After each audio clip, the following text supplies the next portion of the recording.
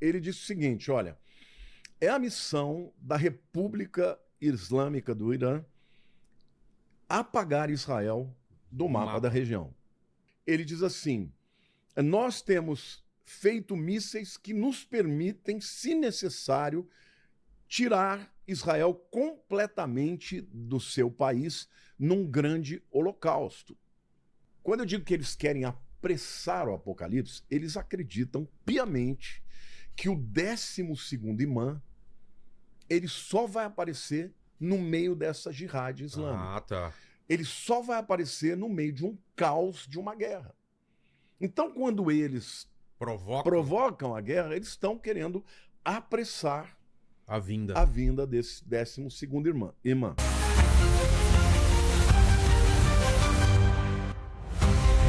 Ele disse o seguinte, olha, é a missão da República Islâmica do Irã apagar Israel do mapa da região.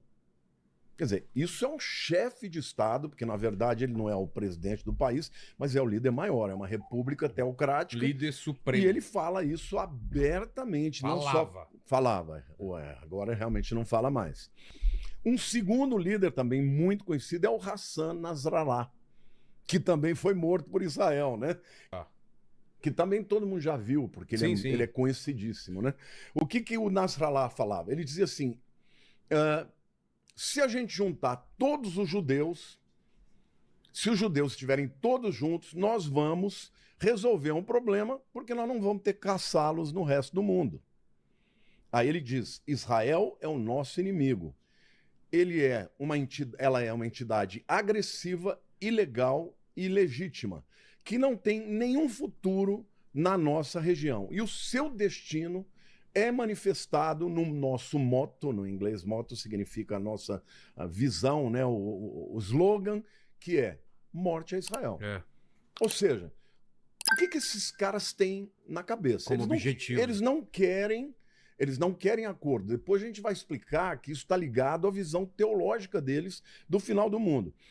Se você pegar o Mohammed Hassan Khaniyam, que é o representante do Khamenei, da principal fundação chamada Mustazafan, que é uma das mais poderosas economicamente do Oriente Médio, ele diz assim, nós temos feito mísseis que nos permitem, se necessário, tirar Israel completamente do seu país num grande holocausto. Nós estamos falando dos principais líderes do Irã. Depois o Mohammad Reza Naqvi, comandante de uma força paramilitar. Ele diz assim, nós recomendamos a eles, os sionistas, que façam as suas malas e voltem para os seus países. Porque se eles insistirem em ficar, vai chegar um tempo em que eles não vão ter mais nada para fazer de mala. Ou seja, nós vamos acabar com eles. De novo, o Khamenei. O regime sionista é um tumor cancerígeno que precisa ser removido. Hussein Salami, né? O cabeça da guarda revolucionária iraniana. Você sabe que a guarda revolucionária é como se fosse um exército, mas é um exército que não tem a finalidade de proteger o Irã. Tem a finalidade de proteger o regime dos ayatollahs, né? São 190 mil homens altamente treinados, com economia própria, com empresas em todo o mundo. Ou seja, esses caras têm exército, têm armas, têm muito dinheiro. E esse cara, que era o chefe, que acabou de ser morto também, diz assim, nós vamos caçar vocês, israelis, de casa em casa, e nós vamos nos take revenge, nós vamos nos vingar de cada gota de sangue dos mártires da Palestina. Este é o ponto inicial em que as nações islâmicas vão ter um despertamento para a sua derrota. Quer dizer, todos esses líderes, eles não estão falando de acordo de paz. Eles não querem acordo de paz, porque simplesmente eu sou um religioso. Eu quero uma convivência pacífica. Eu sou um religioso, mas eu acredito, Vilela, que não tenha nada que seja mais poderoso para levar o indivíduo ou fazer o bem ou fazer o mal do que uma convicção religiosa. Se você chega E pro camarada e fala assim... Ideologia não é tão forte quanto? Não, porque ideologia chega um momento que você pode questionar. Mas Deus você não questiona. Por exemplo, até dentro da religião evangélica. Às vezes você chega para uma pessoa e fala, você está fazendo errado. Se ela virar para você... Denominação você muda. Isso. Mas se a pessoa virar para você e falar, ó, Deus me mandou fazer, acabou a conversa. Como é que você vai dizer, não, Deus não mandou? Não, Deus mandou. Tá. Agora, dentro de uma religião, porque você sabe que o Islã ele tem várias facções, mas duas principais. Xiitas, os xiitas e os sunitas. Os xiitas são os mais radicais. Eles acreditam que eles são os descendentes diretos do próprio Maomé, né? E que, para que haja o final do mundo, eles precisam gerar o caos. Porque um dos principais aspectos da teologia islâmica xiita é que virá o último imã, que é o 12º imã, e que ele só vai aparecer no meio de um caos apocalíptico, no meio de uma jihad, que é a Guerra Santa. Então, o Hussein Sheikh Lesman, tá? Que ele é um advisor, que ele é um conselheiro, né, dos negócios estrangeiros, Foreign Affairs, ele diz, a nossa posição contra os usurpadores sionistas, o regime dos usurpadores sionistas, não mudou de forma alguma. Israel tem que ser aniquilado e este é o nosso principal slogan. Ou seja, por que eu estou trazendo aqui esses pronunciamentos, que eu fiz um levantamento na internet? Uma pesquisa. Pesquisa por quê? Porque as pessoas leigas que estão vendo, muita gente vem e fala, não, isso aí é os Estados Unidos que está querendo acabar com a China, mitigar o petróleo deles, isso é uma guerra de poder. Também. Mas, na verdade, a gente sabe que isto é uma guerra espiritual e uma guerra religiosa. Então, isso me leva à segunda reflexão. O que todo mundo precisa saber, Vilela, é que eles querem apressar o Apocalipse. É conscientemente ou inconscientemente? Conscientemente. Qual é a vantagem? Então, é isso que eu quero te explicar, porque eu não estou dizendo que todos os muçulmanos são assim, tá? Eu tenho convicção de que tem grande parte do mundo muçulmano que não concorda com isso. Tanto é que hoje mesmo no Oriente Médio, né, os Emirados Árabes estão contra o Irã.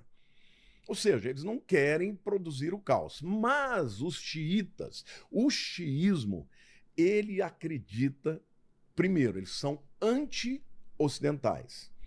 Eles chamam os Estados Unidos de o grande Satã e Israel de o pequeno Satã.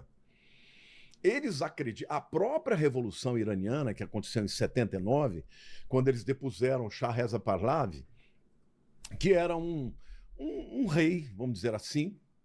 O Irã não era um país democrático, mas era muito mais aberto para o Ocidente. E, à época, o Irã começou a ter problemas econômicos sérios, problema de inflação, a gasolina subiu muito. E os religiosos aproveitaram isso para dizer o seguinte, olha, nós estamos acabando economicamente porque o Shah Reza Pahlavi está fazendo acordo com o Ocidente e está maculando, né, a santidade do Irã. E aí o Khomeini veio, fez a revolução. Está muito secular. Está muito secular, nós temos que acabar com isso. Ele entrou, criou o regime, criou a Guarda Revolucionária. Eu imagino que não foi radical logo do começo, Não, eles entraram e eles tinham o apoio total da população e foi radical. É mesmo? Logo de começo, cara? Eles foram apavorando todo mundo que era contrário. Só que ao longo dos anos foi ficando pesado. Tanto é que hoje grande parte da população não aguenta mais falar de Ali Khamenei, não aguenta mais falar de Guarda Revolucionária, não aguenta mais falar de xiismo. Tanto é que você vê que no mundo inteiro existem iranianos celebrando juntamente com os judeus. Por quê? Porque morreu o Ayatollah Ali Khamenei. Então, assim, quando eu digo que eles querem apressar o Apocalipse, eles acreditam piamente que o 12º imã ele só vai aparecer no meio dessa jihad islâmica. Ah, tá. Ele só vai aparecer no meio de um caos, de uma guerra. Então, quando eles provocam a guerra, eles estão querendo apressar a vinda desse 12º imã. Nós tivemos, né, o ano passado, em junho, a chamada Guerra dos 12 Dias, Só uma coisa, o pessoal tá reclamando muito que o volume tá baixo. Gente, tá baixo mesmo ou vocês estão enchendo o saco da gente? Eu acho que eles estão aqui. Tá muita, você viu? Muita gente falando que o volume tá baixo. Tem uma mas pessoa que tá mandando várias mensagens, né? Uma única uma pessoa que ela tá mandando várias Tá. mensagens Então repetidas. pode ser pegadinha também. Pode ser uma Tá. pegadinha que eu tô acompanhando aqui. Aumenta o volume no celular ou no É, tablet. exatamente. O cara falou, estou na minha televisão, no volume máximo e mesmo assim está baixo. Então, às vezes, o problema é na sua televisão também. É. Ó, um tá de boa, tá assim, então o volume tá alto. Então vamos seguir. Então, posto o fato de que existe um viés ideológico, mas sobretudo espiritual, deles acreditarem que para que haja o fim do mundo, eles precisam provocar a jihad islâmica e, sobretudo, enfrentar o Ocidente, que é representado por esses dois grandes satãs. O maior satã, América, e o menor, Israel. Em junho do ano passado, nós tivemos aquela guerra de 12 dias. Por quê? Porque os americanos descobriram... Voltando um pouquinho antes, a gente sabe que o Obama, em 2015, fez um acordo terrível para os Estados Unidos e, sobretudo, para o mundo, quando ele permitiu, né, o Irã desenvolver urânio, Enriquecer porque para eles... fins pacíficos. pacíficos. Mas abriu um precedente, né? Abriu um precedente. E uma coisa é importante saber. Tudo bem, para você produzir um artefato atômico, você precisa de 94%, 95%, mas com 80% você já faz bombas sujas. O que eles chamam de dirty bombs, né? Que é uma bomba que não vai gerar a reação em cadeia atômica, mas ela pode produzir... Tá longe o meu aqui? Não, eu pedi para ele aumentar o seu volume só do... Mas pode produzir, obviamente, contaminação atômica e acabar, por exemplo, com uma terra, fazendo com que as pessoas morram, fiquem doentes por causa disso. Sabendo disso, agora eu queria dizer o seguinte, eu sou um homem de fé, eu fico imaginando, você já imaginou, Vilela, se o Biden ganhasse a eleição de 2018? Qual era o discurso dele? Não, ele deixou, laissez-faire, deixa. É? Ou seja, os caras estavam muito perto de produzir bomba atômica. Se ganha o Biden, eles iam chegar no artefato atômico. Mas as pessoas pensam o seguinte, tá, mas Israel tem bomba, Estados Unidos tem bomba, deixa os caras ter bomba. O que aconteceria no primeiro dia que os caras tivessem bomba? Não, a diferença é essa. Eles vão usar. Israel tem a bomba, mas não usa. Eles vão. A Rússia tem bomba, mas não usa. A China tem bomba, mas não usa. Os Coreia do Norte tá louca pra usar. A Coreia do Norte só não usa porque eles são pequenininhos. Eles sabem que vão ser destruídos do mapa, exato. Agora, a Coreia do Norte, o que está por detrás, assim como a China, é ideologia. Sim. Você não mata por ideologia. Esses caras, eles querem crescer, eles querem sobreviver. Agora, o Irã não. É religião. O Irã é religião. Olha, o meu Corão diz que eu tenho que matar os infiéis. Então você não pode deixar esses camaradas terem bomba atômica, porque senão eles vão causar um estrago definitivo, entendeu? Então, hoje, por que começou tudo de novo? Que muita gente fala, mas por que está acontecendo? Começou tudo de novo, porque agora Israel atacou no dia 28 de fevereiro e os americanos estão juntos, porque eles cometeram um erro de avaliação. Na guerra de 12 dias de junho do ano passado, o próprio Trump, depois dos 12 dias, ele falou, olha, se alguém vier e disser que nós não acabamos com toda a capacidade de enriquecimento de urânio, das centrífugas do Irã, está mentindo. Mas eles descobriram que, embora eles tenham lançado aquelas bombas de 14 mil quilos de penetração profunda, chamadas MOB, né, algumas delas não estouraram. Elas penetraram, mas não estouraram. E através da inteligência, da CIA, do Mossad, eles descobriram que eles não só continuaram tendo as centrífugas, como estavam enriquecendo e que já tem hoje. O próprio Irã falou. Eles têm mais de 400 quilos de urânio enriquecido a 60%. Mas tem uma teoria de que pessoas estão fornecendo também urânio enriquecido para eles também. Tem essa. Sim, inclusive afirmam que o Brasil poderia ter feito isso e tal, mas aí já não tem certeza. Tá, ninguém sabe. Já pode ser uma teoria de conspiração ou não. Exato. Mas o que a gente sabe é que eles já têm mais de 400 quilos de urânio enriquecido a 60% e eles estariam há 2, 3 meses, no máximo. Não, falaram que era questão de semanas, hein? Não, mas isso para produzir a bomba suja. Mas para produzir uma bomba atômica, uma ogiva atômica. Meses. Alguns 2, 3 meses. E eles mesmos disseram que eles teriam condições de produzir 11 ogivas. Pô, 11 ogivas para você destruir Israel. Tel Aviv basta uma, né? Não, o território de Israel, se você soltar duas, você acabou com tudo.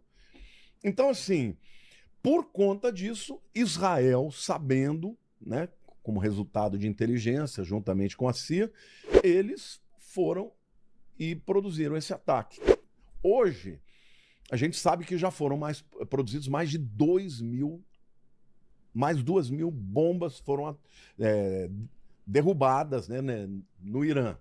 Ou seja, primeiro eles entraram com os drones, que são um equipamento mais barato, né, para desviar a atenção. Depois vieram os aviões, os caças, para destruir, né, os radares, destruir os lançadores de foguete e tal. Toda a defesa aérea. Ou seja, eles abriram um canal, né? Um canal livre para que os aviões viessem. Como aconteceu na Guerra dos 12 Dias lá também. Exatamente. Ou seja, a técnica americana e israelense é imbatível, entendeu? Os caras entram... Os caras levantaram 200 caças ao mesmo tempo, Israel. Ao mesmo tempo. Começaram com os F-15, que são mais antigos, depois os F-35, os F-22... Segundo os especialistas, a Europa não consegue fazer isso coordenadamente, não tem essa condição. Bom, só os 2 porta-aviões que estão na região, que é o USS Abraham Lincoln e o Gerald Ford, só esses têm centenas de aviões... Nossa... De aviões caças, aviões bombardeiros, aí você tem os B-2 Spirits, que são aqueles aviões que têm tecnologia stealth, né, que eles são indetectáveis. Esses aviões, eles podem carregar, cada um deles, 2 dessas bombas de 14.000 quilos, mais dezenas das bombas de 900 quilos, que não são as bombas para penetrar no profundo, mas que vão nas fissuras. Porque eles já descobriram que eles não precisam gastar as outras bombas, que são muito mais caras, mas eles podem destruir a entrada e inviabilizar tudo que está embaixo. Então, o que nós temos que entender? O Irã está esperando o Mahdi. Quem é o Mahdi? O Mahdi é o 12º imã. E para que eles possam apressar a vinda do Mahdi. Por exemplo, os cristãos acreditam que eles vão apressar a vinda de Jesus se eles pregarem o evangelho no mundo inteiro. Porque é uma das bases. É uma das bases, mas uma coisa é você pregar o evangelho no mundo inteiro. A internet está ajudando, né? Maravilhosamente. Agora, outra coisa é dizer, nós temos que causar o caos. Então, aquelas declarações que foram feitas lá atrás não são aleatórias, né? Então, olha, eu queria trazer para vocês aqui um artigo, né, uma declaração no Jerusalem Post, que foi feita por Leila Gilbert, uma americana judia, escreveu o seguinte, olha, por que o Irã continuamente ameaça Israel? Porque os líderes religiosos e militares constantemente juram impor uma violência terrível sobre os seus inimigos?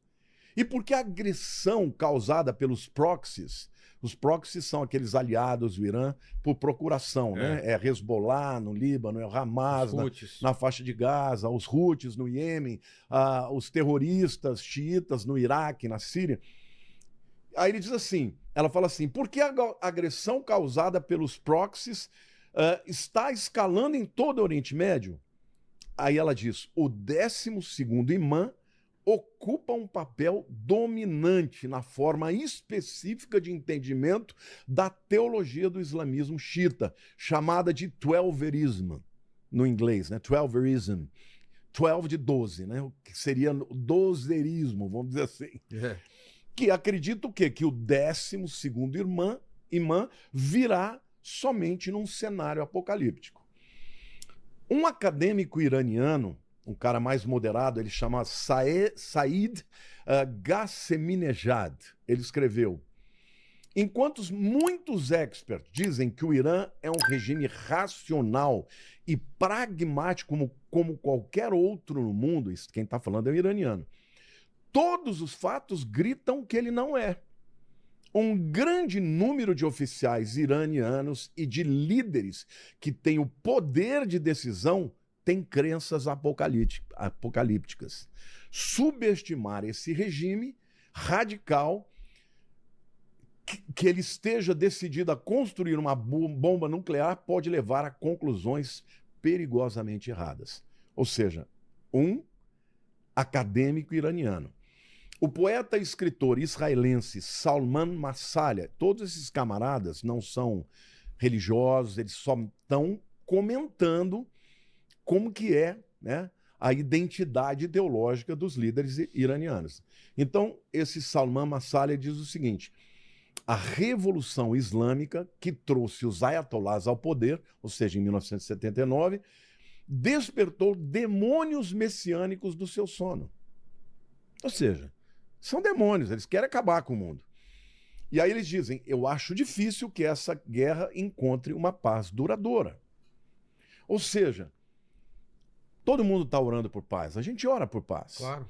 Mas só tem um jeito de o Irã parar de intentar a morte de Israel dos Estados Unidos. Só tem um jeito. Como? Humanamente falando, é o regime cair. Ah, tá.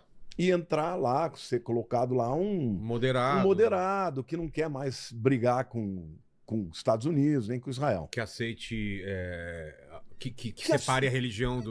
Lógico, porque o povo vai continuar sendo muçulmano e xiita. Mas esse líder, ele não vai acreditar que para ele estar cumprindo... A profecia acabou de ser cumprida. Meu Deus, tá tendo a garrafa caiu aqui. Ou seja, ou isso vai acontecer, o que é muito difícil, Vilela. Difícil. Tá entranhado lá, né? Não é só cortar a cabeça. Uma coisa é você acabar com o Hamas ali na faixa de Gaza. Agora, imagina, você tem 190 mil homens altamente treinados só da Guarda Revolucionária. Você tem mais de 500 mil soldados do Exército, a parte disso. No total, com reservistas, dá mais de 1.200.000. Como é que você vai entrar e dominar isso? É uma guerra que não tem condições. Se entra com uma bomba atômica, acaba com tudo. Você não pode fazer isso e matar pessoas inocentes. Então, eu acho muito difícil que nesse momento a gente venha a ter uma solução definitiva. Tem muita gente, o Trump vai fazer, porque o Trump... Se a gente olhar para a história, nos últimos 20 anos, e até olhando mais para trás, quando os americanos lutaram contra o Vietnã, que era um paísinho desse tamanho, eles não conseguiram vencer os Vietcongs. Por quê? Porque eles estavam lá se defendendo. Uma coisa é você atacar, outra coisa é você se defender. Você pegar todas as vezes que os Estados Unidos tentaram mudar um regime da nação. A gente pode citar a Líbia com Gaddafi, o Iraque com Saddam Hussein, Afeganistão. Todas essas guerras, eles não conseguiram mudar o país. No Afeganistão, recentemente, eles ficaram lá muitos anos, quando saíram, em 15 dias, o Talibã tomou tudo de volta. Pois é.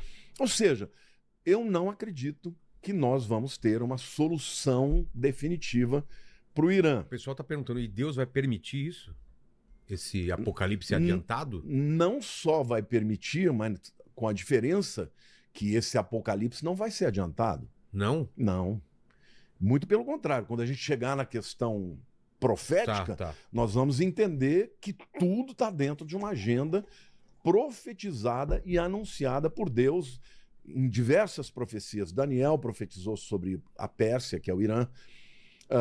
Isaías profetizou, né, a respeito de Ciro o Grande, 150 anos antes dele aparecer. No Velho Testamento já tudo no Velho Testamento.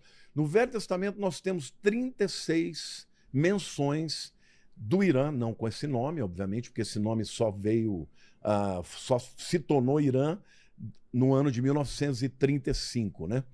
Depois da queda do Império Otomano. Mas você tem profecias, como por exemplo Ezequiel, que é uma profecia de 2.600 anos, falando de todas essas nações que estão aí se juntando contra Israel e Estados Unidos. Então... Como que ele fala isso? A gente vai chegar lá. Nós vamos chegar nessa questão, porque aí eu tenho que descer na história, citar historiadores e tudo. Estamos no ponto, então, dos motivos dos ayatolás quererem adiantar o apocalipse. Ou seja, de maneira simples, gente, não vai ter acordo de paz. Tá bom? Não vai ter acordo de paz porque eles não querem. Só pode ter um acordo de paz se eles caírem. Tá. E mesmo assim é um acordo de paz sempre na corda bamba, sempre Quando chegar lá, eu vou falar que esse acordo de paz vai ser proposto temporário. pelo anticristo. E ele vai conseguir fazer. É um pretenso. Na acordo de verdade, é paz. uma pegadinha. Exatamente. Né? É um engano. Pegadinha! Agora, hoje, o que nós, como réis mortais, pessoas que estão querendo viver a sua vida de maneira tranquila, o que nós vamos ter que enfrentar? Um caos econômico.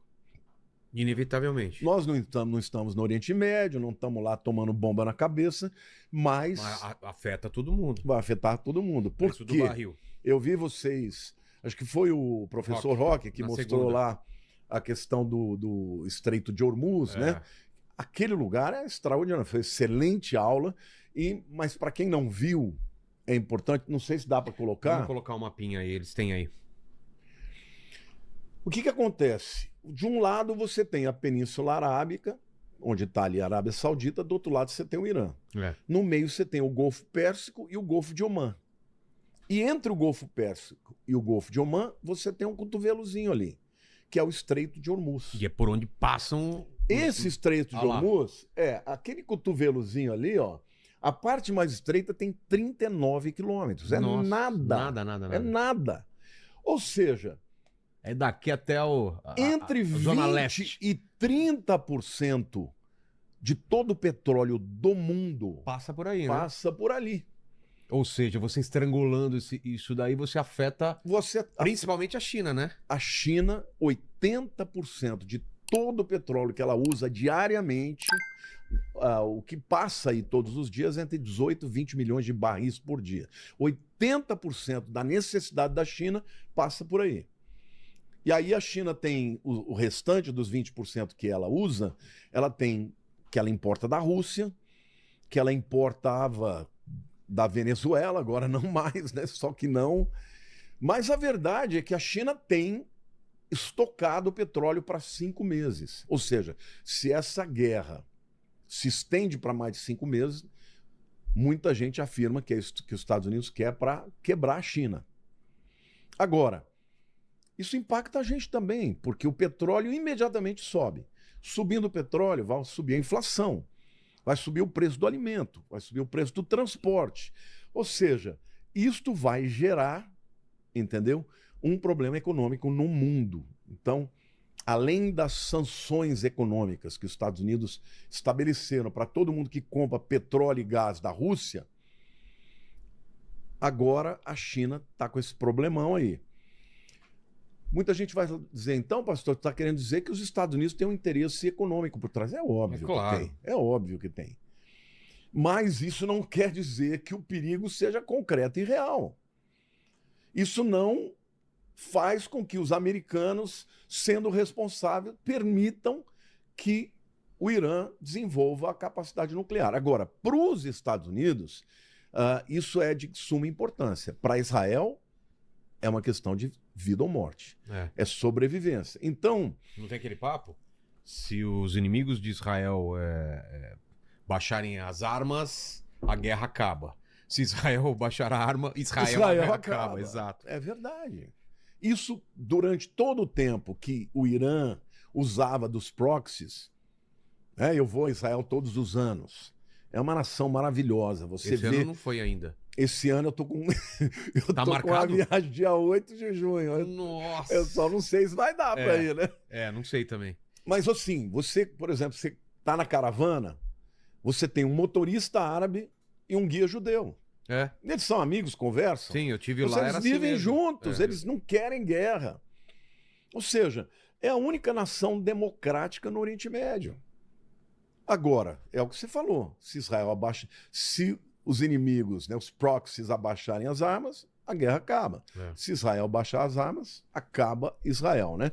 Então, quais as consequências econômicas que a gente pode ter se essa guerra se estender? A primeira é uma explosão do preço do petróleo. Alguns chegam a falar de 30% no mínimo a 100% do aumento no preço do barril. Vai chegar a mais de $200 no barril. A segunda consequência econômica é inflação. Inflação global. E isso acaba gerando recessão também. Quando o petróleo fica mais caro, o transporte fica mais caro, a produção fica mais cara, alimentos fica mais caro, logística global encarece, gasolina e diesel ficam mais caros no mundo inteiro. Isto também está impactando os aliados de Israel, porque ali pelo Estreito de Hormuz não é só a China que importa petróleo. Você tem ali Índia, Japão, Coreia do Sul, Europa, todo mundo importa dali, né? Então, isso vai fazer com que a bolsa caia e imediatamente o movimento contrário, né? A bolsa cai, o que sobe? Os ativos que são mais seguros, que é dólar e ouro, né? Então, se o bloqueio durar meses, o impacto global vai ser terrível, Vilela. Eu acho que para nações como o Brasil, por exemplo, isso vai ser terrível. Talvez isso seja uma certa vantagem para quem está na oposição, né? Agora, por isso, os Estados Unidos estão mantendo uma forte presença naval no Estreito de Hormuz. Porque os Estados Unidos não vão permitir, entendeu? Que eles obliterem, que eles fechem completamente a passagem para os navios aliados. Mas se eles estiverem numa vantagem, talvez eles permitam que a China não passe. Eles impedem que a China passe. Ah, quem é você? A China? Não, chinês, aqui não. então não. Mas se for... Fechar a porta na cara. Se for Coreia do Sul, se for Japão, passa, né? Agora eu queria entrar, não sei se você tem alguma observação a fazer sobre isso. Por enquanto não, vamos seguir. Eu queria entrar na questão das profecias bíblicas sobre Irã. Só um minuto. Sobre isso, alguém tem alguma dúvida boa aí ou não? Antes de entrar em profecias? Tem bastante pergunta aqui, eu ainda vou organizar melhor aqui. Vamos tornar dinâmico. Tá. Quer mandar alguma ou manda depois? Bom, tem bastante pergunta aqui, mas vamos lá. O Felipe, ele tá perguntando aqui, ó. Ele gostaria de saber, muitos falam que Trump é o anticristo. Não, mas aí já vai pra profecia. Eu tô falando em relação à geopolítica. Tem alguma pergunta? Por enquanto não. Então já vai separando... Então vou segurar essas daí. A gente vai falar sobre profecias e tudo mais. Vamos lá. Vamos lá. Bom, antes de mais nada, eu queria dizer que a palavra Irã é uma palavra que não aparece na Bíblia. Exato. Tá? Mas o nome que o Irã usava antes de 1935, porque é importante que vocês entendam que o Império Otomano ele durou 400 anos. O Império Otomano ele tinha um califa. Quem que era o califa? Ele era o imã maior de todo mundo muçulmano. Quando o Império Otomano apoiou na Primeira Guerra a Alemanha e perdeu a guerra, eles foram desfacelados, acabou o Império Otomano. Então ali nasceram os países que atualmente são Líbano, Síria, Turquia, todos esses países, o próprio Irã, o Iraque. Estes países, eles receberam, né, novos nomes e dentre esses está a Pérsia, que fazia parte do Império Otomano e que passou a se chamar no ano de 1935, Irã. Agora, o nome Pérsia, nas suas variantes, aparece 36 vezes no Velho Testamento. Então tem profecias claras, muito objetivas. E quando a gente for falar sobre Gog e Magog, vocês vão ficar chocados com a precisão de uma profecia de 2.500 anos. Então, você tem, por exemplo, profecia dos persas no livro de Daniel e de Isaías. Por exemplo, Isaías, profeta Isaías, ele profetiza 150 anos que viria um homem chamado Ciro. O quê? 150 anos. Antes dele nascer. Dizendo que o povo de Israel... Olha, para vocês terem uma ideia do que Deus é e do que a Bíblia é... Que doideira. Isaías profetizou entre os anos 730 a.C. e 680 a.C. Isaías profetizou que o povo de Israel, junto com Jeremias também, seria levado cativo pelos babilônios. Agora, quando aconteceu a invasão babilônica? A invasão babilônica com Nabucodonosor teve 3 incursões. A primeira em 605 a.C., a segunda em 596 a.C. e a terceira em 586 a.C. Nessa última... não é o Ciro Gomes, o pessoal tá falando... O pessoal tá falando aqui no chat, é o Ciro Gomes. Não é o Ciro Gomes, tá? É outro Ciro. Mas os babilônios foram liderados por um grande líder chamado Nabucodonosor. Só que Jeremias... muito falado na Bíblia também, né? Muito. Só que Jeremias disse que o povo ia ficar 70 anos. 70 anos cativo e que depois eles seriam libertos. Quem foi o homem que libertou? Foi Ciro, o persa, chamado também de Ciro o Grande. E quando ele fez isso? No ano de 535 a.C. Então, considerando que se Isaías profetizou no ano 680 a.C., 535 está falando de 145 anos. Se for um pouquinho antes, 150 anos. Agora, a Bíblia fala que Deus chama ele pelo nome. Agora, olhe o detalhe da história. Como é que caiu o Império Babilônico? Havia um rei chamado Belsazar, neto de Nabucodonosor, que estava fazendo um banquete, um baile, um bailão de uma semana, enchendo a cara com todos os utensílios do templo que Nabucodonosor tinha roubado. Então, os cálices de ouro e tudo, estava enchendo a cara, se prostituindo, e de repente aparece na parede uma inscrição escrita em aramaico: Mene, Mene, Tekel, Uparsim. Eles não entenderam. Escrito em hebraico, aliás, que em aramaico eles entendiam. Aí mandaram chamar Daniel e Daniel falou: olha, foste pesado na balança, foste achado em falta, hoje o teu reino vai sair das tuas mãos. Nesta semana que os caras estavam banqueteando, o Ciro desviou o rio Eufrates, que passava debaixo da Babilônia. E ficou o fosso. E eles entraram e dominaram num dia. Matam o Belsazar. E ali eles chegam junto com Dario I, que depois se torna um cara famoso também na história, o pai do Xerxes, né? O Xerxes é aquele do filme 300, lembra? Ele é um rei... Rodrigo Santoro fez, né? Rodrigo Coloca Santoro. aí o nosso querido Rodrigo Santoro. Que na Bíblia, em português, é chamado de Assuero, mas no hebraico é Ahasverosh. Ah, é? É o mesmo, é o Xerxes. Tá. Bom, essa é uma outra história que depois vem mais para diante. Mas quando o Dario chega e o Ciro chegam na Babilônia, Daniel vai se encontrar com ele. E aí ele diz assim: olha, bem-vindo, nós estávamos à sua espera. Eu? Na minha escritura, Deus te chama pelo nome. Deus chama Ciro de meu pastor, que vai libertar o meu povo. E sabe o que Ciro fez? Ficou tão impactado que ele liberta o povo de Israel, assina um decreto, dá dinheiro para que o povo volte. Porque ele ficou impactado que 150 anos antes havia uma profecia chamando ele pelo nome. Caramba. Então, o Ciro persa, o Ciro Grande, foi muito bom para Israel. Agora, a loucura de tudo isso é que um profeta chamado Ezequiel, que é quem escreveu sobre Gog e Magog, que depois a gente vai falar em seguida, Ezequiel fala de um povo persa, que na época foi maravilhoso para o povo judeu, né? Tanto é que quando o Donald Trump fez o acordo de paz, Abraham transferiu, né, a embaixada americana de Tel Aviv para Jerusalém, cunharam até uma moeda, chamando ele de o Ciro moderno, porque ele estava ajudando o povo de Israel. Então, o povo iraniano, historicamente falando, no passado foi favorável a Israel. Mas Ezequiel profetiza que esse povo que era bom no tempo dele, muitos anos depois, iria invadir Israel e tentar destruir Israel. Então, a profecia que Ezequiel escreveu, que está lá em Ezequiel 38 e 39, é a profecia chamada de Gog e Magog. E antes de alguém dizer que eu estou aqui numa teoria de conspiração,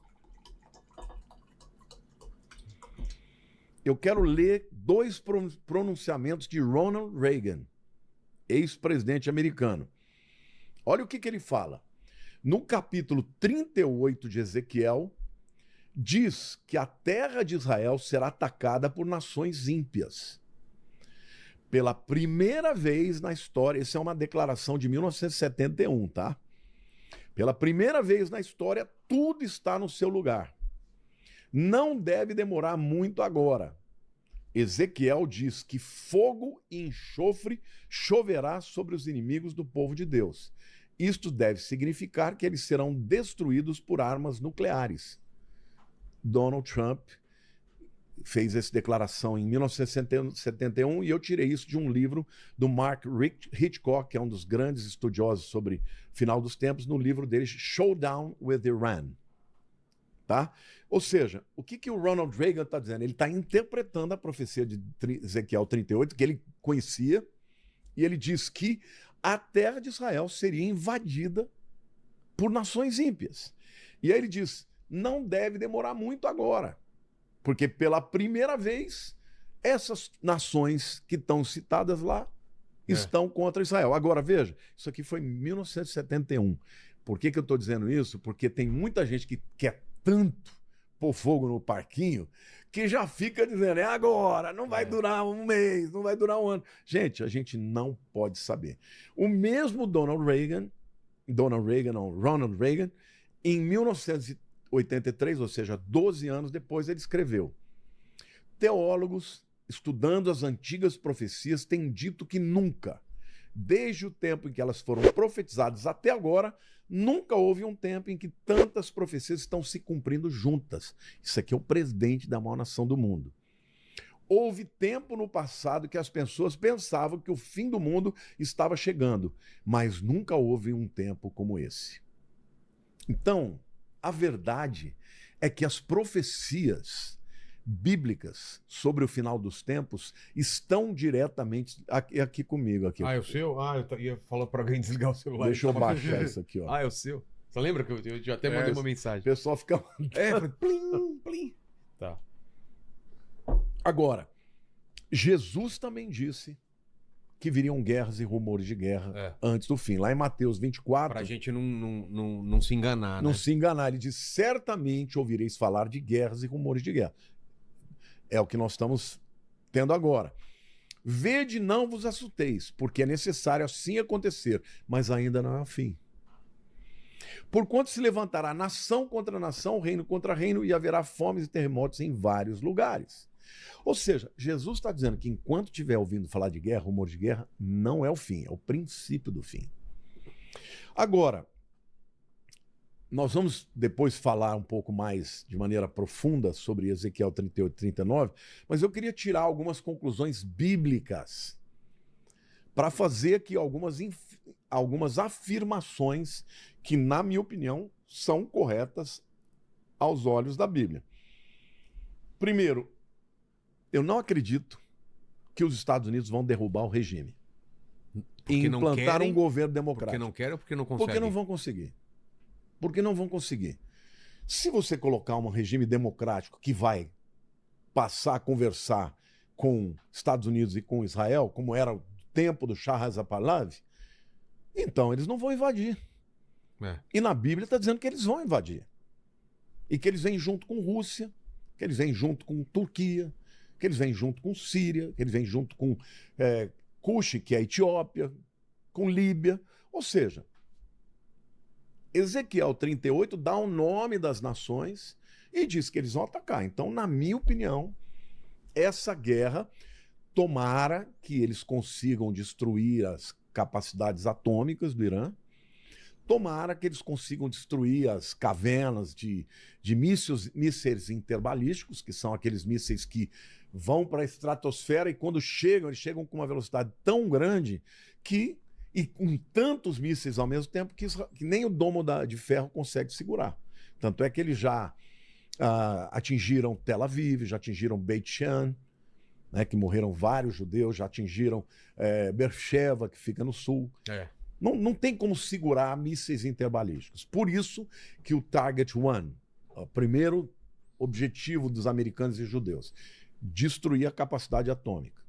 Segundo, destruir as cavernas porque hoje eles sabem que eles têm de 2 a 5 mil mísseis interbalísticos. Dá para fazer muito estrago. Então, eu não acredito que o Irã vai destruir Israel, é a segunda conclusão, com armas atômicas. Eu não acredito que o regime vai cair, Mas também não acredito que Israel vai ser atacada por armas atômicas, porque quando você lê as escrituras, parece que quem vai receber armas atômicas é o Irã. Mas não agora, tá? Portanto, o que eu acho do conflito? Depois a gente vai fazer mais algumas tergiversações, algumas reflexões. Eu acho que esse conflito ele vai continuar por um tempo, tá? E depois eles vão chegar naquele tempo que eles vão estar tão extenuados de gastar dinheiro. Vou sentar numa mesa de negociação e... Não abertamente. Claro. Eles não vão nunca sentar perante todo mundo, porque senão os caras falam, bom, morreu todo esse tipo de gente, agora vocês sentam para conversar? Mas vai ter um acordo. Por que eles vão usar de interlocutores dos dois. Catar, por exemplo. O Catar sempre teve ligado ao Irã. É. Só que hoje está do lado de cá. Base americana no Catar foi atacada. Catar e outros, o próprio Egito, eles vão sentar e vão conversar e vão encontrar o meio termo. Então, agora, e a profecia de Gog e Magog? A profecia de Gog e Magog mostra que o ataque desta coalizão, quando você ouvir falar de Gog e Magog, para quem já é estudioso da Bíblia, já sabe que Gog e Magog é uma coalizão de nações liderada pela Rússia e pela Pérsia, que é o Irã. Tá? A gente vai depois falar sobre isso. Mas como é que esse ataque vai acontecer? Esse ataque vai acontecer num tempo de paz, quando Israel não estiver esperando. Então essa coalizão de inimigos vai invadir Israel. E o final disso é que não vai ser os Estados Unidos que vão salvar Israel. Vai ser o próprio Deus.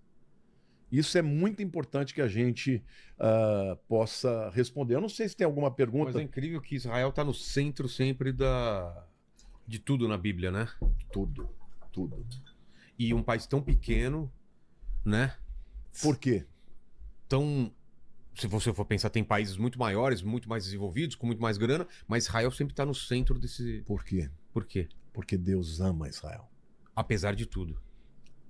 Tudo que aconteceu. Deus escolheu Israel. Então. Para ser luz para o mundo. E através de Israel vieram os profetas, através de Israel vieram a Bíblia, veio a Bíblia, através de Israel veio Jesus, que é o maior de todos, através de Israel vieram os apóstolos. Israel é a nação através da qual Deus fala ao mundo.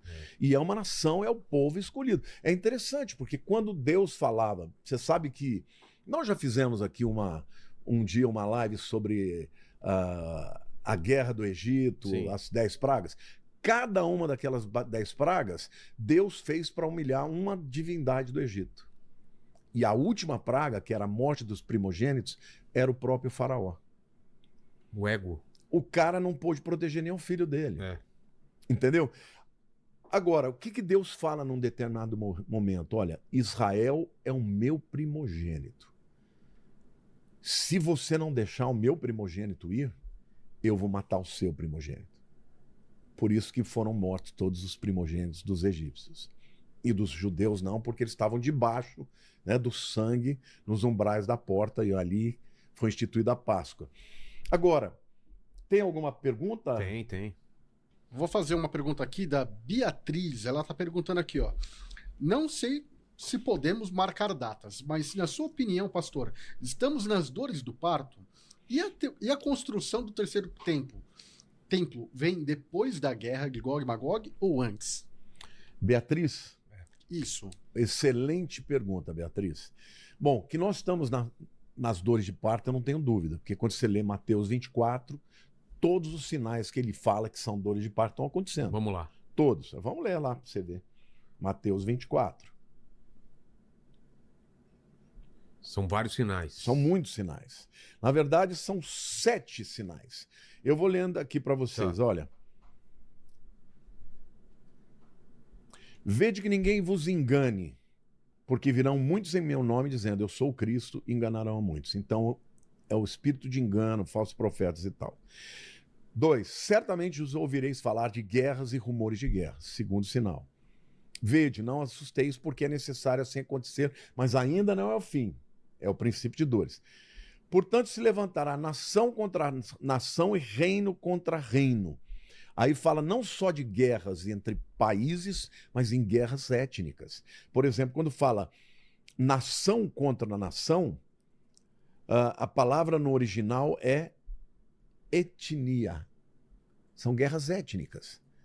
Guerras entre brancos e negros, guerras entre judeus e árabes. Isso é guerra étnica. E depois, quando ele fala de reino contra reino, é Basileia contra Basileia. Aí é país mesmo. Aí ele diz, porém tudo isso é o princípio de dores. Por isso nós estamos nessa época. Então sereis atribulados e vos matarão. Sereis odiados de todas as nações por causa do meu nome.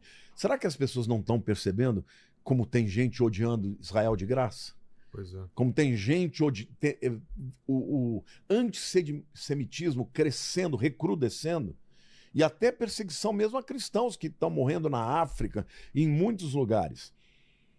Nesse tempo, muitos hão de se escandalizar, trair e odiar uns aos outros. Levanta-se-ão muitos falsos profetas e enganarão a muitos. E se por se multiplicar a iniquidade, o amor se esfriará a quase todos. O que é a multiplicação da iniquidade? Apostasia? Epstein. Ah. Tem coisas... Você conseguiu ver o episódio na Netflix que fala sobre ele? Vi. Eu não consegui. Fiz vários episódios aqui. É coisa, é canibalismo, É canibalismo, é satanismo, é... maldade com criança. Meu Deus, tudo. Pedofilia, tudo que tem de mais... Tentei não falar a palavra, pastor. Aqui não pode, né, cara? Mas é isso. Agora... Zoofilia, tem tudo. Tem de tudo. E gente do mais alto escalão. Eu não sei se você viu aquele Globo de Ouro em que o Rick Gervais ele foi apresentar. Sim, aquele espetáculo. Ele falou, né? Ele falou, olha, eu nunca mais vou estar aqui, então eu vou a última vez, I don't ele care. Destruiu, eu né? vou falar o que eu tiver que falar. Vocês vêm aqui, recebam o prêmio, não fala nada, vocês não estão na posição de falar nada. Vocês são amigo do Epstein, eu sei o que acontece. Eu sei que vocês gostam de pedofilia e ainda falou assim, ó, tem gente aqui que vem lacrar e vem querer ensinar. Vocês não estudam, tem gente aqui que não estudou nem metade do que a Greta Thunberg. Exatamente. Ele que não destrói. vai para uma sala de aula de jeito nenhum, né? Ele destrói. Ou seja, mas o que a Bíblia fala sobre o esfriamento do amor por causa da multiplicação da iniquidade é um sinal da vinda de Jesus. Então, na verdade, nós estamos vivendo esse tempo. Agora, e o Irã? Qual é o papel do Irã e da Rússia no final dos tempos? A pergunta dela, parece que esqueci, mas não esqueci, ela queria saber se essa guerra de Gog e Magog seria a guerra que poderia precipitar o acordo de paz que vai construir o terceiro templo. Essa é uma das opiniões. Os teólogos divergem. Uma segunda opinião é que esta guerra de Gog e Magog vai acontecer dentro da tribulação, porque vai gerar uma guerra, a terceira guerra mundial, e vai estar dentro da grande tribulação. Mas eu vou ler para vocês, bem devagar, explicando para vocês, Ezequiel 38, de 14 a 23. Deus fala assim, portanto, ó filho do homem, está falando com Ezequiel, profetiza e dize a Gog. Gog é um ser humano, tá? É o líder da Rússia. Depois eu vou explicar por quê. Assim diz o Senhor Deus, acaso naquele dia, quando o meu povo de Israel habitar seguro, você não saberá? Tá vendo? O povo está seguro. Você virá do teu lugar, do lado do norte, se você fizer uma linha de Jerusalém para o norte, você dá em Moscou. Tu e muitos povos contigo, montados todos a cavalo, grande multidão e poderoso exército, subirás contra o meu povo de Israel, como nuvem para cobrir a terra. Nos últimos dias, hei de te trazer contra a minha terra. Deus está falando, sou eu que vou te trazer, não é você que vai escolher. Por isso, não é que eles vão decidir, não. Quando Deus quiser fazer isso, ele vai fazer para glorificar o seu próprio nome. Ele diz assim, ó, nos últimos dias eu hei de te trazer contra a minha terra para que as nações me conheçam a mim. Quando eu tiver vindicado a minha santidade em ti, ó Gog, perante elas. Assim diz o Senhor, Deus, Não é você de quem eu disse nos dias antigos, por intermédio dos meus servos, profetas de Israel, os quais então profetizaram durante anos que te faria vir contra eles. Naquele dia, quando vier Gog contra a terra de Israel, diz o Senhor Deus, a minha indignação será muito grande. Pois no meu zelo, no brasume do meu furor, disse que naquele dia será fortemente sacudida a terra de Israel. Há terremotos terríveis. De tal sorte que os peixes do mar e as aves dos céus e os animais do campo e todos os répteis que se arrastam sobre a terra e todos os homens que estão sobre a face da terra tremerão diante de ti, na minha presença. Os montes cairão abaixo, os precipícios se desfarão e todos os muros desabarão por terra. Ou seja, quando eles estiverem invadindo a terra, vai vir um terremoto como nunca houve. E eu não sei se você sabe, né? Mas Israel está no meio daquela fenda sírio-africana que divide o lado duas ocidental do oriental, que divide o lado da África do lado da Ásia. Duas placas tectônicas. Se você pegar, né, o mapa de Às Israel... vezes você acha isso. Deve ter, né? Você pega o mapa de Israel, você vai ver que o Rio Jordão, ele está bem no meio dessa fenda. E é por isso que o Mar Morto é o lugar mais baixo da Terra. Ah. Agora, quando essas placas... Uma placa está indo para o norte, a outra está indo para o sul. Poucos centímetros. Eles vão acumulando energia. Chega uma hora que dá uma raspada grande ali e vai causar um grande terremoto. E Deus disse que vai acontecer isso quando Gog e Magog e essas nações tiverem vindo contra Israel. Aí Deus está falando, ó, eu vou trazer vocês para mostrar para vocês quem eu sou. E o mundo inteiro vai saber que eu sou Deus. Aí ele diz, contenderei por meio da peste, tá? Vai ter algum tipo de pandemia junto, do sangue, chuva inundante, grandes pedras de saraiva, isso pode ser chuva de meteorito, mas pode ser também explosão de vulcões, porque quando mexem, né, as placas tectônicas mexem com todo o magma, isso pode gerar vulcões cuspindo, né? Muita lava que se pedrifica e aí por diante vem como pedras também. Fogo e enxofre farei cair sobre eles, sobre as suas tropas e sobre os muitos povos que estiverem com ele. Assim eu me engrandecerei, vindicarei a minha santidade e me darei a conhecer aos olhos de muitas nações e saberão que eu sou o Senhor. Ou seja, em primeiro lugar, o que Deus está dizendo é que Gog e Magog, essas nações, elas vão perder porque Deus vai lançar um grande terremoto. Um terremoto que vai abalar até os lagos. Olha lá. Vocês estão vendo ali, gente? Olha. Essa parte limítrofe ali, olha. De Israel essa linha com a Jordânia. de Israel com a Jordânia é o Rio Jordão. Lá ao norte, você vê o Mar da Galileia. Ele começa acima disso, lá onde está em Bânias, né? Ali nasce o Rio Jordão. Tá. Ele vem e desemboca naquele primeiro lago em cima, que é o Lago Genezaré, ou chamado Mar da Galileia, mas não é um mar, na verdade é um lago. Depois ele sai na parte sul e vai descendo até esse outro corpo de água ao sul, que é o Mar Morto. Mas essa fenda, ela vai até a África. Por isso que ela é chamada Sírio-Africana. Ou seja, são duas placas tectônicas. De um lado está a Jordânia e do outro lado Israel. Isso significa que, de um lado, uma placa vai para o norte e outra vai para o sul. E elas, quando elas se juntam, isso causa fricção e grandes terremotos. Agora, Deus está dizendo que ele vai trazer, então não é a decisão dos ayatolás, não é a decisão da Rússia. É Deus que vai dizer, agora chegou a hora. E o interessante, porque ninguém vai salvar Israel aqui. Não serão os americanos. Vai ser o próprio Deus. A segunda coisa que a gente vê no texto é que os próprios inimigos vão se confundir. E eles vão lutar um contra o outro. Olha o que diz Ezequiel 38, 21. Chamarei contra Gog a espada em todos os meus montes, diz o Senhor Deus. A espada de cada um se voltará contra o seu próximo. De alguma forma eles vão ficar loucos e vão lutar um contra o outro e vão se matar. Vai ter peste também. Você fala entre eles quem? Os aliados de Gog e Magog. Tá, entre Rússia e Rússia, sei lá, China, tá. Irã, Algum Turquia. desentendimento entre eles. Vão guerrear entre eles. O próprio Irã bombardeou, se não me engano, Turquia. Dá uma checada, mas... Não, Turquia não. Ele bombardeou o Catar. Não, mas parece que hoje bombardeou Parece a Turquia. que hoje- A Turquia? É. Olha lá, tá confirmando. Hoje? É. Uau. Inclusive, estranho, já né? tem perguntas sobre isso. É mesmo? Já Tá. fizeram perguntas Então sobre segura aí. Ele está falando que vai contender por meio da peste e do sangue. Isso aqui é uma coisa. Peste, tudo bem. E o sangue? Será que Pandemia? não é? Será que não é uma doença que vai ser transmitida pelo sangue? Tá. Chuva O que afeta o sangue, né? O que afeta o sangue se transmite pelo sangue. Não é? Fogo aqui, ó. Grandes pedras de Saraiva, fogo e enxofre, farei cair sobre eles. Alguns aqui afirmam que aqui é bomba nuclear.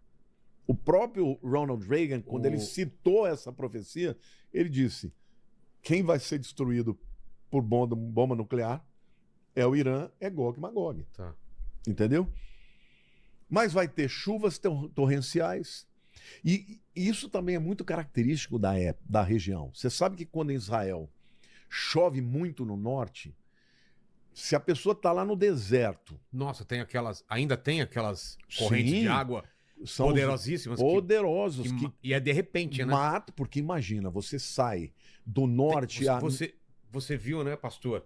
Você anda, você vê o caminho das águas, né? Sim, Os sulcos, total, né? são os vadis, né? Só que é um deserto. Você não imagina que passa água lá, né? Não, por quê? Porque aqueles são os rios intermitentes. Tá. No verão, Mas tem uma época certa, é isso? na época das chuvas. Cara, que incrível. Entendeu? Quando chove muito, eu vi isso em Israel. Você viu? Eu vi lá no norte. Nós fomos passar por uma estrada, tinha assim uma avalanche de água de mais ou menos uns 5 metros. Forte. Atravessando, não podíamos esperar. Não podia passar adiante.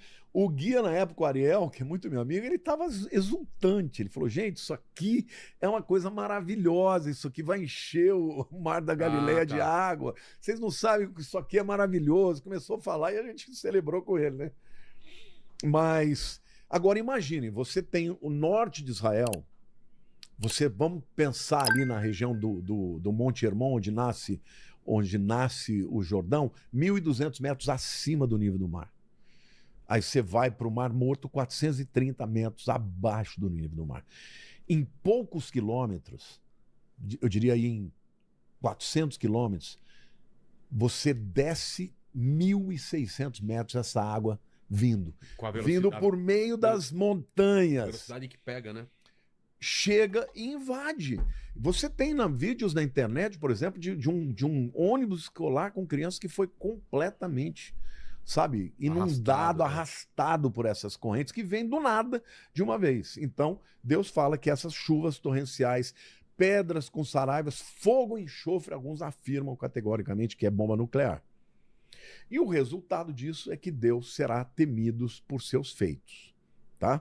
Agora, e a profecia de Gog e Magog? Quem são as nações que Gog e Magog escolhe? Escolhe não, profetiza. Rosh. Com que parece Rosh? Rússia. Rússia. Você ia falar isso? Ah, Homer. É mesmo? Magog são a Ásia Central, a Rússia, são os antigos povos citas. Entendeu? Citas? Eu nunca Os tinha ouvido citas, falar. na Bíblia, são citados. Os É? citas. Até em Israel tem uma cidade que chama Esquitópolis. Já ouviu falar? Já foi visitar? Não, onde fica? É uma cidade no norte de Israel. No é um- norte? É uma cidade que tem um sítio arqueológico maravilhoso. Até foi feita um filme, acho que foi Jesus Cristo Superstars, que foi filmado gravado lá, lá. foi lá. Por que é Esquitópolis? Que era a cidade dos citas. Se você for no Museu do Kremlin, onde fala das raízes do povo russo, uma das raízes do povo russo são os citas. Então, quem são os Magogians? São os citas. E quem são os citas? É o russo. Tá. Então, Gog é o líder da terra de Magog, da Rússia. Quem é Meseque? Turquia. Isso eu estou citando aqui, mas eu tenho um outro estudo onde eu mostro que quem que fala sobre isso, o que a história diz a respeito disso. Heródoto, o primeiro dos historiadores gregos, ele chama os Magógians do povo cita. Flávio Joséfo, o principal historiador judeu, chama os Magógians do povo cita. E os próprios russos dizem, os citas são nossos ancestrais, os povos das espécies ali, das estepes da Ásia Central. Então, quem é Tubal? Turquia, mas também sul da Rússia, Irã. Pérsia, quem é Pérsia? É o Irã. Nome usado na Bíblia e usado até 1935. Quem é Etiópia? É Cush, lá de Ezequiel 38. Os antigos cimérios do 7º século a.C. até o 1º século a.C., que ficavam ali na Anatólia Ocidental. Anatólia é o nome antigo da Turquia, né?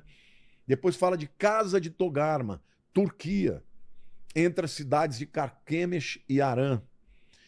E muitos outros povos antigos. Ou seja, a verdade é que todas essas nações, elas são nações que foram citadas na Bíblia, na profecia de Ezequiel 38 e 39, falando que um dia estas nações vão invadir o Irã, vão invadir Israel.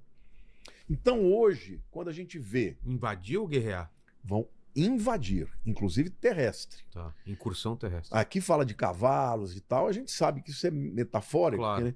porque naquele tempo é o que tinha. O cara ia falar tanque, né? Ele viu, ele não entende tudo que ele viu, né? Então ele cita alguma coisa semelhante à época. Agora, isso vai acontecer em algum tempo. Ah, pastor, você está querendo que Israel seja invadido? Não, meu querido. Eu sou um dos maiores defensores de Israel.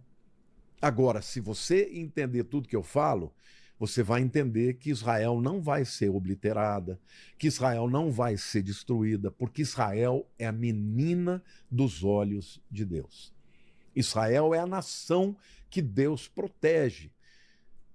Deus fez uma promessa a Abraão 4.000 anos atrás. E ele disse, abençoarei os que te abençoarem e amaldiçoarei os que te amaldiçoarem. Farei uma aliança entre mim e ti, os teus descendentes pelas gerações perpetuamente. Por que Deus fala isso? Porque tem muitos cristãos hoje que dizem, não, esse Israel daí não é mais o Israel da Bíblia. Deus não tem mais aliança com eles. Não, gente.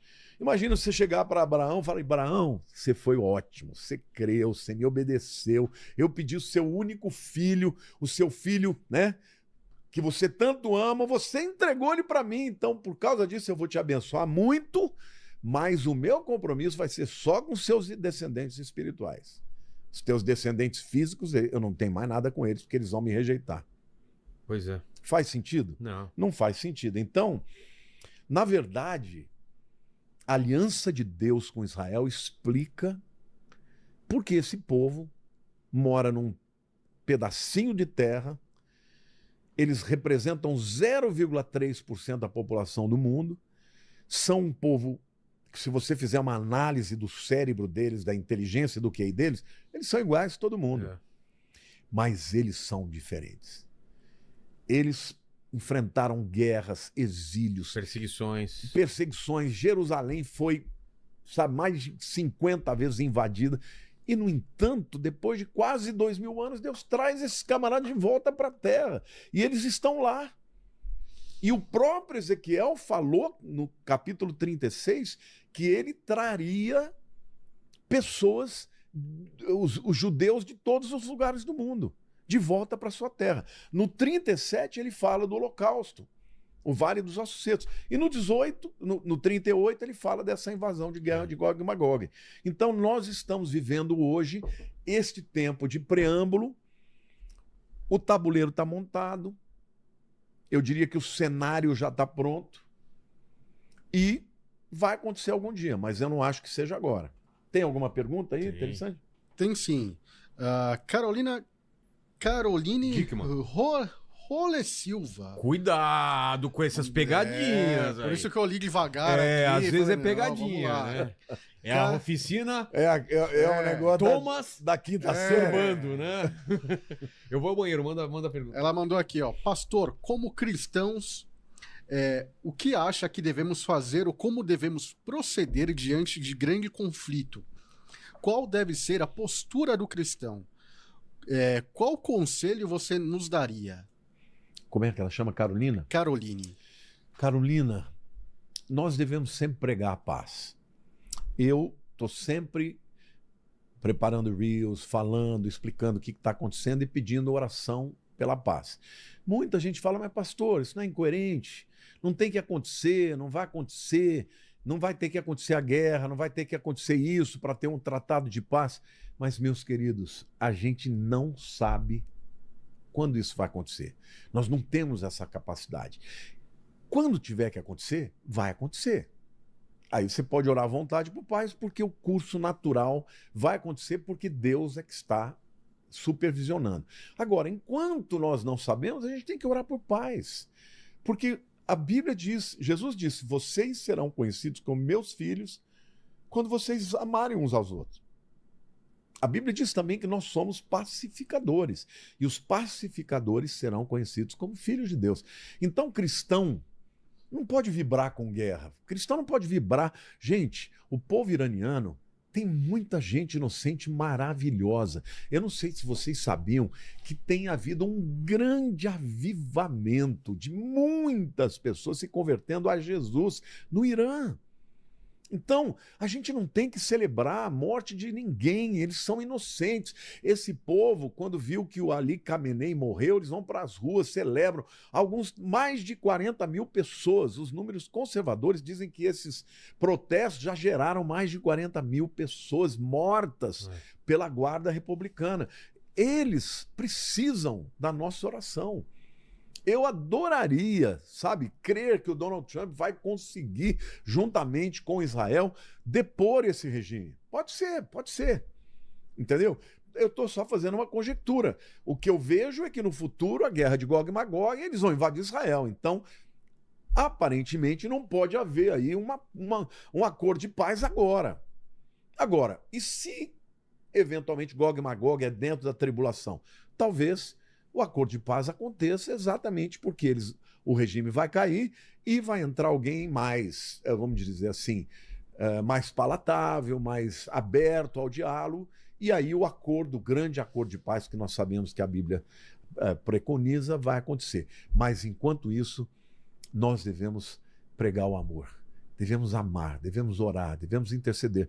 Eu tenho orado, eu tenho estudado, eu tenho ouvido, sites no mundo inteiro, porque eu me interesso por geopolítica, mas eu sempre oro, Senhor, tem misericórdia do povo iraniano que está lá debaixo daquela opressão, tem misericórdia do povo judeu que também está vivendo debaixo de guerra o tempo inteiro, só querendo sobreviver, e os inimigos atacando.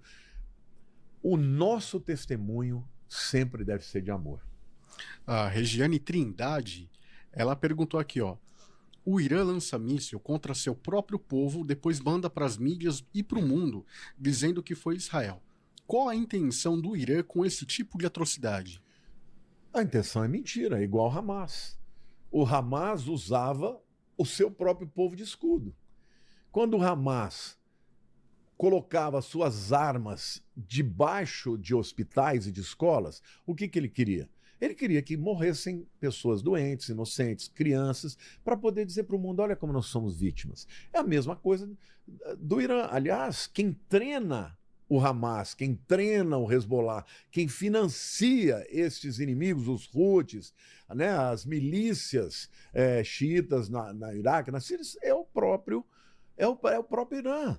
Então, a técnica deles não é de verdade, não é de amor, eles não querem proteger o seu povo. Aliás, eu disse para vocês aqui no começo, a guarda republicana tem por objetivo lutar bravamente para proteger o regime e não o povo iraniano. O Leonardo Negrelo, ele perguntou o seguinte, esse ataque que foi feito agora há pouco à Turquia influencia em alguma coisa?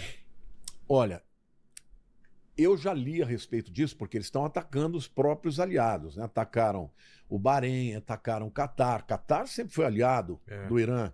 Atacaram a Arábia Saudita. Estão atacando todo mundo, né? Até a Jordânia, que é um país que normalmente fica neutro.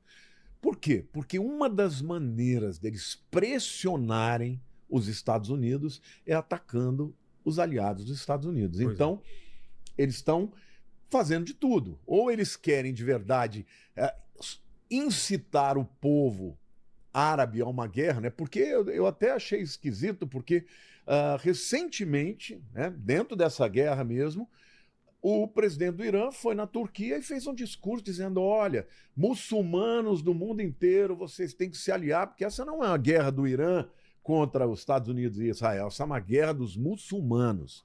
Mas como não deu certo, né? Porque o Dubai, Abu Dhabi, Catar, eles querem prosperar, eles não querem guerra.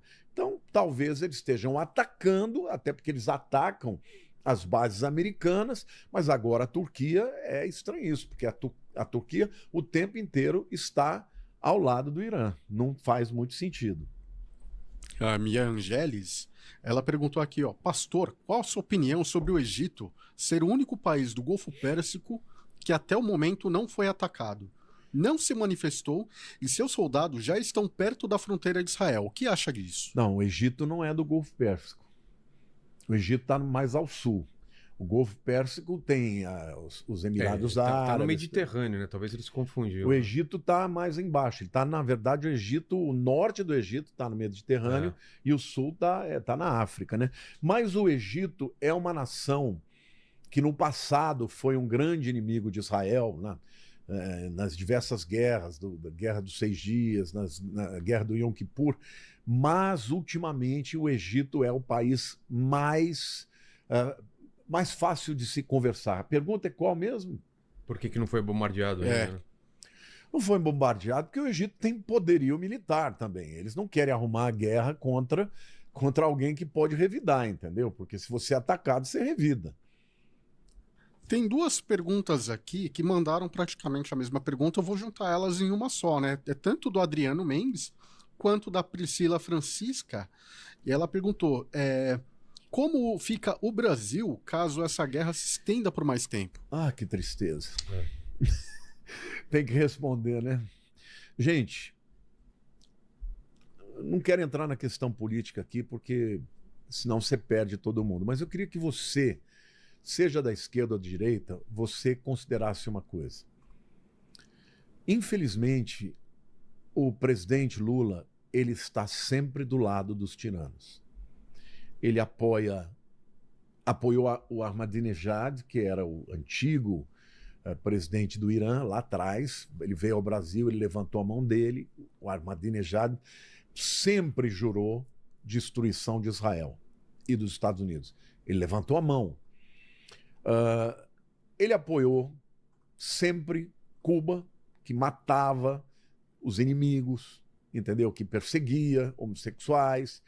Apoiou o Chaves, apoiou o Maduro. Ele sempre apoia o Putin, ele está sempre do lado de países tirânicos não democratas. E aí eu fico perguntando, como é que alguém que se diz democrata apoia nações não democráticas? E apoiar o Irã, para mim, isso é o fim do mundo. Se vocês tiverem noção do que o Irã faz com os seus próprios cidadãos, você entendeu? Dentro da visão deles, um homem pode espancar uma mulher quanto quiser, desde que ele não quebre um osso.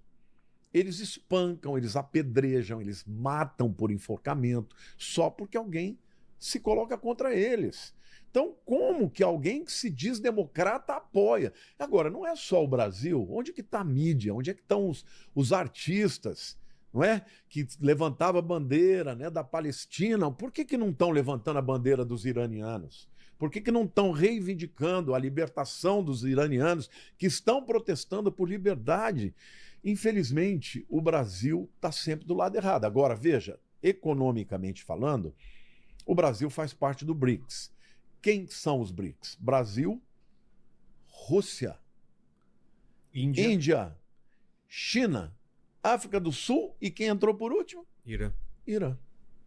Ou seja, eles estão querendo derrubar os Estados Unidos, acabar com os Estados Unidos, mudar, né, o dólar como moeda no comércio internacional para uma moeda que eles criam. Ou seja, isso tudo é uma agenda, na minha opinião, para tirar os Estados Unidos do centro e colocar como cabeça hegemônica disso aí a Rússia e a China.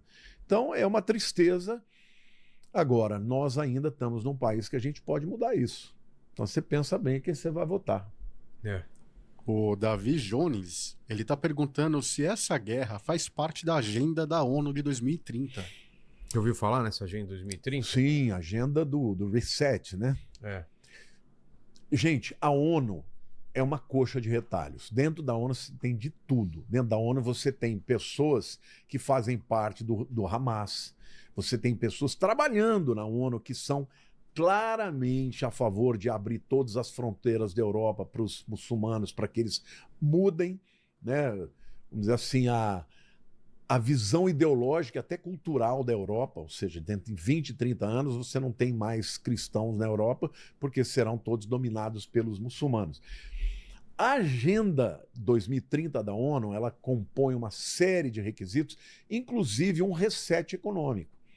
Provavelmente, talvez seja o fim da moeda do dólar como a moeda que é usada em todas as transações comerciais. Muitos acreditam que o reset econômico é a preparação para o levantamento do governo do anticristo, essa agenda de 2030 da ONU. Agora, detalhe, não é a ONU que vai decidir. Quem vai decidir quando isso vai acontecer é Deus. Então, se tiver dentro da agenda de Deus, vai acontecer. Agora, que isso pode? Pode, mas ao mesmo tempo, você vê, por exemplo, a Europa desesperada. Porque quem está fungando no cangote da Europa Ocidental? A Rússia. Então, assim, eu acho que algumas nações não têm noção, né, desse, vamos dizer assim, desse viés espiritual que está acontecendo nos nossos dias.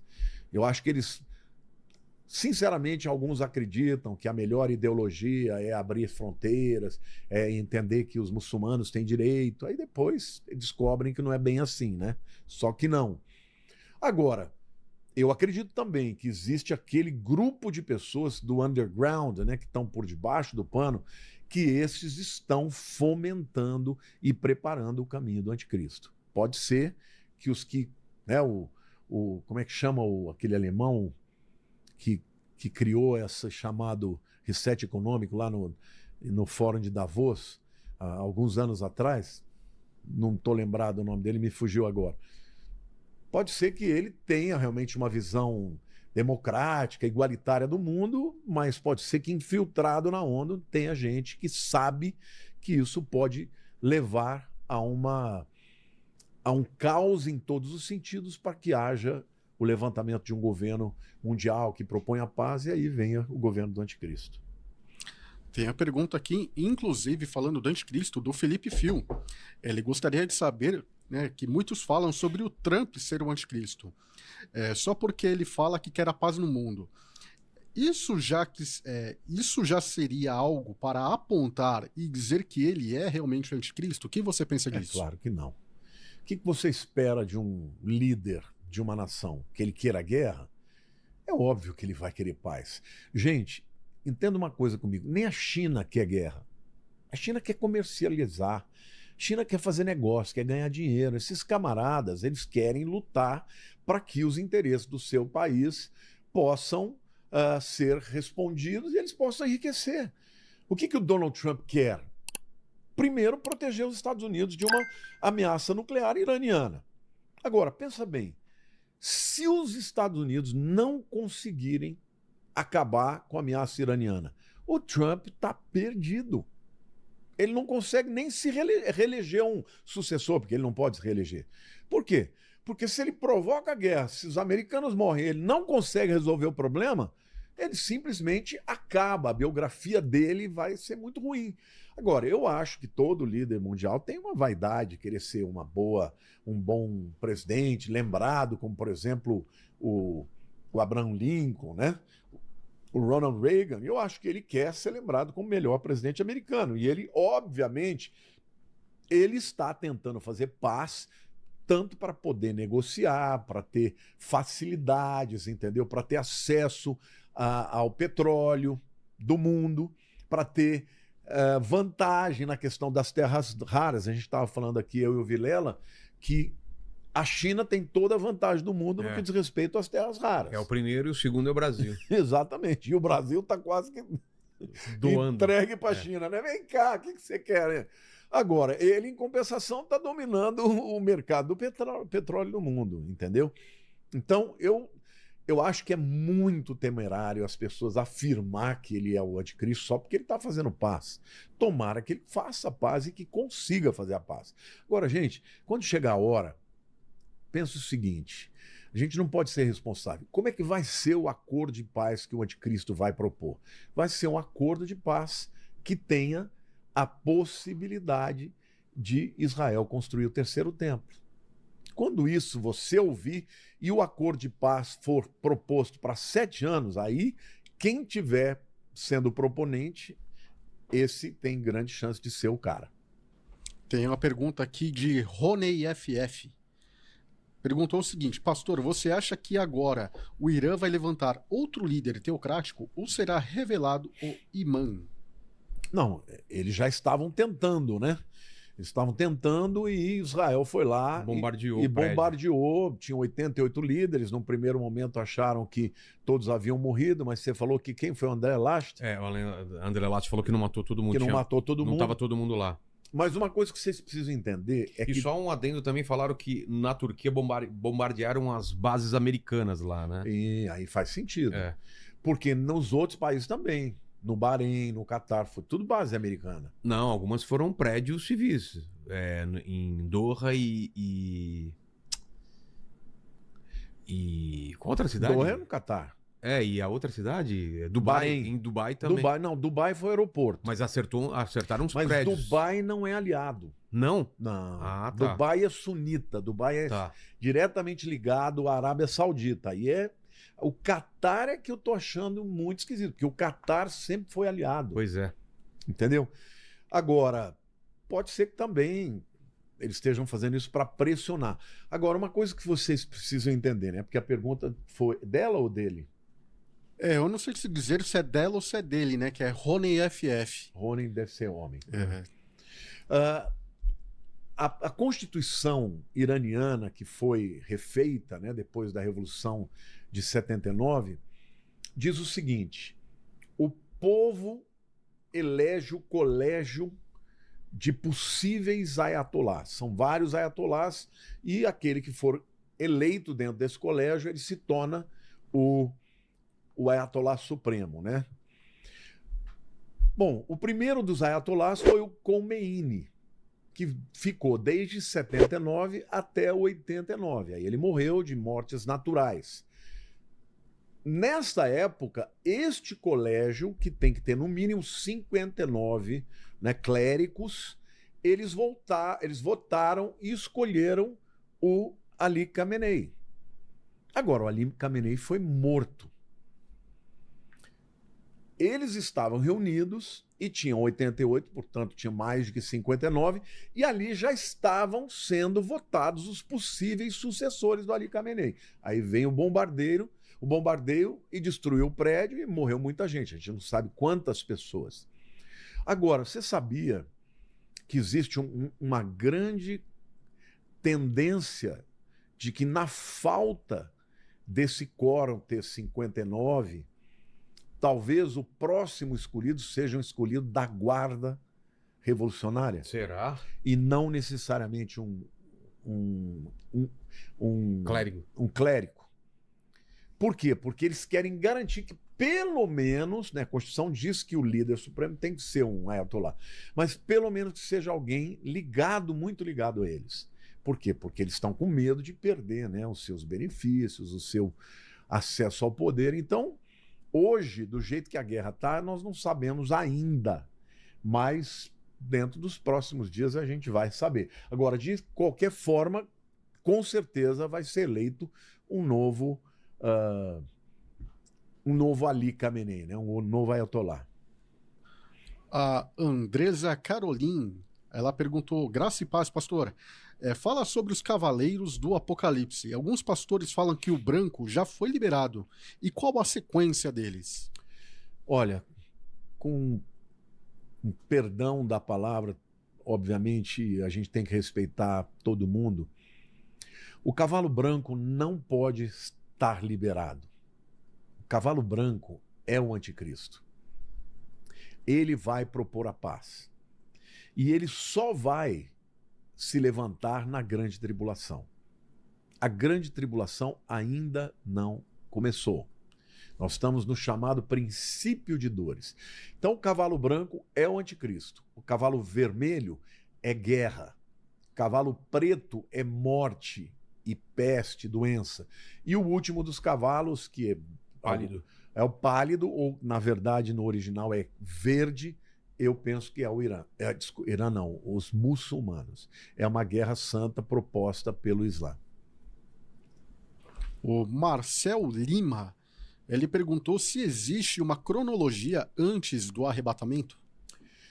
Não, o arrebatamento, para aqueles que acreditam no arrebatamento pré-tribulacional, eu vou dar aqui algumas razões porque eu acredito nisso, tá? Os que são pré-milenistas, né, tem três visões. Tem os que acreditam que o arrebatamento vai ser antes da tribulação, tem aqueles que acreditam que vai ser no meio e tem aqueles que acreditam que vai ser no fim da tribulação. Agora, a Bíblia diz que a tribulação vai durar 7 anos. Vamos supor que você acredite que seja no meio da tribulação. Então, no dia que assinar o acordo de paz, que o acordo de paz é que vai iniciar a contagem de 7 anos, você já sabe o dia que Jesus vai voltar. Que você acha que é no meio?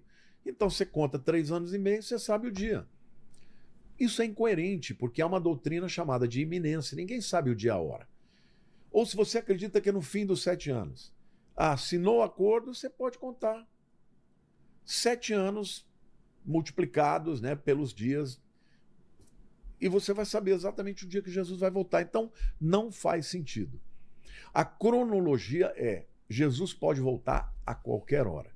Nós estamos no princípio de dores, né? Os sinais que eu citei aqui são sinais que Jesus disse que iriam aumentando de intensidade e em número de ocorrência, até que de repente, pum, o bebê nasceu. O bebê nascer aí é Jesus voltando no arrebatamento da igreja. Ninguém sabe o dia e a hora, mas pode acontecer a qualquer hora. Não tem nada mais para acontecer. Essa é a minha visão. Tem aqui a pergunta da Lene Nascimento. Ela está perguntando se Gog e Magog será antes ou depois do arrebatamento. Lene? Isso. Lene, essa é uma das profecias que tem maior divergência entre os teólogos. Como eu disse, alguns acham que a guerra de Gog e Magog vai acontecer antes do arrebatamento e vai causar uma guerra mundial que vai trazer tanto caos que aí se levanta o anticristo para assinar um acordo de paz. O arrebatamento acontece imediatamente após Gog e Magog. Outros defendem que vai acontecer dentro da grande tribulação. Primeiro Jesus vem, leva a igreja, e quando vem o cavalo vermelho, né, o cavalo que vai produzir guerras, aí seria uma guerra de Gog e Magog. Não dá para a gente saber, se os teólogos todos divergem, eu acho que a gente tem que aguardar e esperar. Quando acontecer, a gente vai ficar sabendo. Tem a pergunta aqui da Rosângela Cândido. Ela quer saber sobre as ruas de sangue que tivemos nesse período de guerra. Quer dizer algo? Olha, gente, eu acredito que sim. Porque os próprios rabinos, eles afirmam que lua de sangue é sinal de juízo. Sempre que acontece o eclipse lunar, a lua de sangue, é juízo para Israel, ou seja, tribulação para Israel. E aconteceu exatamente dentro, né, desse período de lua de sangue, a guerra.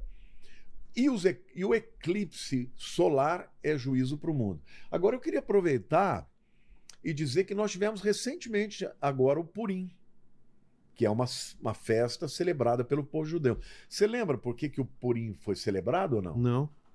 Porque na época dos persas, né, na época do rei Ahasverosh, que é o Assuero ou Xerxes, houve um amalequita chamado Amã, que odiava o povo judeu, e ele convenceu, ele era o primeiro-ministro da Pérsia, ele convenceu o rei, o Ahasverosh, ou Xerxes, ou Assuero, a assinar um decreto e selar com seu anel para destruir o povo judeu.